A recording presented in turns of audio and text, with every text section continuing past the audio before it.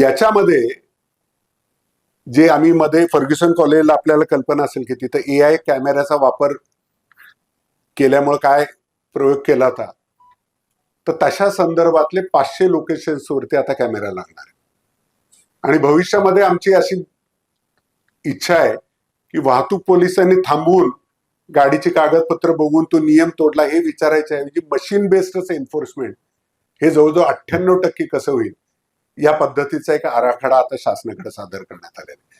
आणि मला वाटते काही वर्षातच अंतिम असल्यामुळे मला वाटते पुढच्या काही वर्षामध्ये हे जर मंजूर झालं तर पुण्यामध्ये सिग्नल तोडला तर त्याला हवालदार अडवायची गरज लागणार नाहीये, ते ऑटोमॅटिकली चलन जाणार आहे. आणि आता जे वाटतं की चलान भरलं नाही तरी चालेल, ते कसं कंपल्सरी भरता येईल यासाठी सुद्धा शासन स्तरावरती आता अंतिम काही निर्णय होत आहेत. म्हणजे 400 बसेस घेण्याच्या ऐवजी तुम्ही आहे त्या बसेसची इफिशियन्सी तुम्ही टेक्नॉलॉजीचा वापर करून योग्य पद्धतीने जर वापर केला गेला तर 400 बसेस जे लागणार आहेत तुम्हाला नव्यानं, त्याच्यामध्ये फक्त 50 बसेस किंवा 20 बसेसचा खर्च जर केला तर आहे त्या 2000 बसेसची कॅपॅसिटी आपल्याला जणू काय आपण 400 बसेस नवीन खरेदी केल्या या पद्धतीनं आपल्याला करता येईल. या पद्धतीचा पण वापर PMPML करताना दिसून येतोय.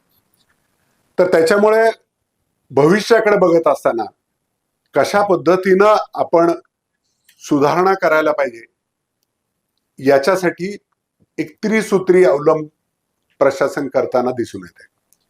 पहिला त्यातला जो भाग आहे की पुणे आता कितीही असेल तर त्याच्यामध्ये शॉर्ट टर्म मध्ये जसं सांगितलं की इमिजिएट रिलीफ नागरिकांना कसा देता येईल आणि लॉंग टर्म मध्ये किंवा मिड टर्म मध्ये काय करता येईल याच्यासाठी 3 महत्वाच्या गोष्टीचा अवलंब आता प्रशासन करताना दिसून येते.